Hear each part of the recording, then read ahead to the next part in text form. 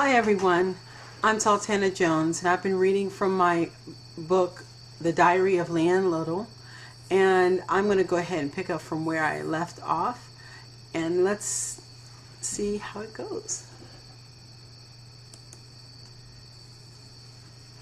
We pulled up to the dirt driveway which seemed a mile away from the house. The land was overgrown with tall grass, weeds, and ivy everywhere. I could see old willow trees and some maple and oaks that were old enough and probably could tell us some stories.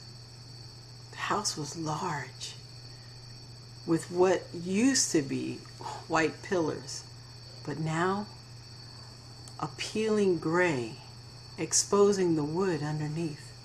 Vines wrapped around the pillars and around the rails of the porch, giving the house a sad and lonely look. The steps into the house were starting to fall apart, making our entry a little unsure. John took hold of my hand and steadied me and reassures me that the realtor said it needed some work and that it was a strong, well-built house. There was a sort of eerie excitement growing between us as we approached our new home. It was like walking into our past and our future at the same time. The door creaked as we walked into the foyer. The air was stale and smelt of dust. There were spider webs everywhere, of which we were desperately wiping off of our faces. A grand old staircase greeted us, full of dust that hid the beauty of hand-carved flower railings. We walked into a great big room with a beautiful stone fireplace and wooden floors. It wasn't until after much cleaning that we found out had little yellow flowers painted around the border of the room.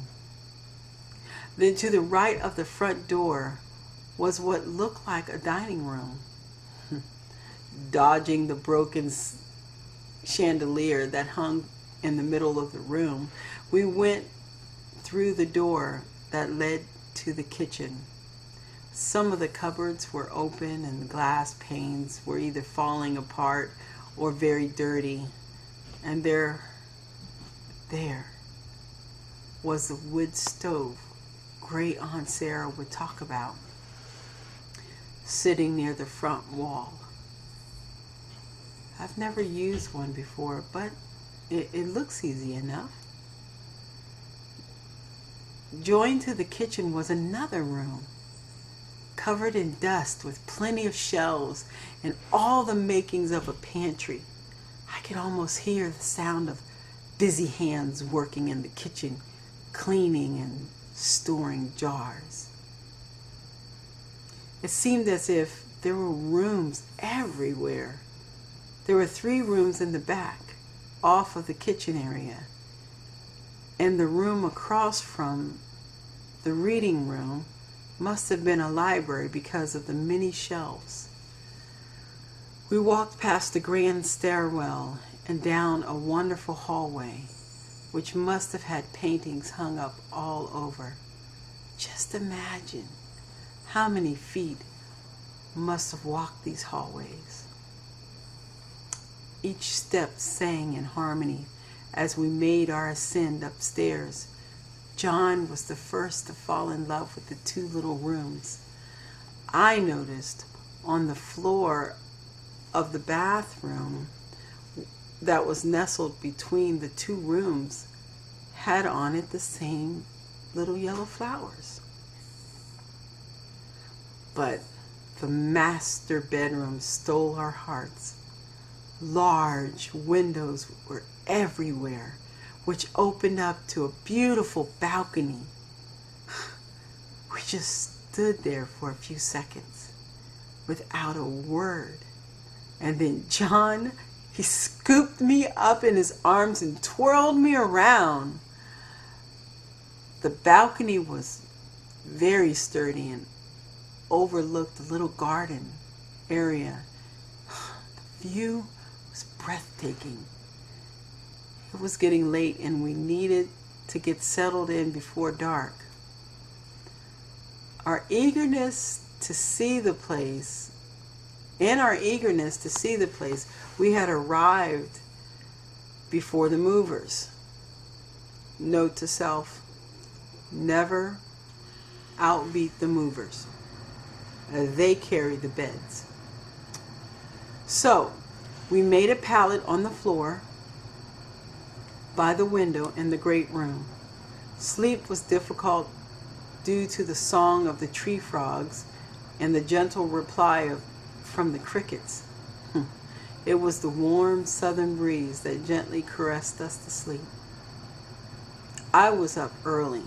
I know why they call it hardwood floors. Ooh. I gathered some wood for the stove and made some slightly burnt biscuits and some very strong coffee and eggs. John looked at the tasty dish, the smoke in the air, and his soot-covered wife and broke into laughter. I responded by leaping on him, smearing him with soot, and in the middle of our mess, there was a knock on the door. John staggered to the door, desperately wiping off the soot. We were a sight to be seen. It was the movers. Yay! They had finally come. 2 big trucks lined the driveway, waiting for instructions to move ahead. 6 strong men jumped out of the trucks, and 4 hours later, they were done. Exhausted and sweaty, they climbed back into their trucks and were gone. Boxes sat all over the place, almost every room, and the once sad look of the house had given way to life. In the days to come, John and I worked hard fixing and replacing things around the house, and of course we finally hired folks to come in to paint and repair and restore the rest. While the men worked, I unpacked. That's where I served the best. I spent all week unpacking and putting items in their place, going to little antique shops and for this little thing and that little thing to make the house appear old. It was old, but to appear old. I built up a pile of items to take up to the attic. I had saved for last, considering how many steps we had to climb to get there. The attic stairs were a little narrower, yet it opened up to one big room. There were windows here and there, but it was still pretty warm, and I sat down to take a break. It was then that I spotted something I will never forget.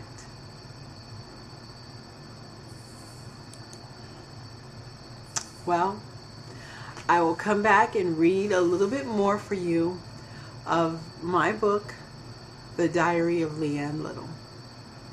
Until then, I'll see you in the next video. This is Sultana Jones. Bye-bye.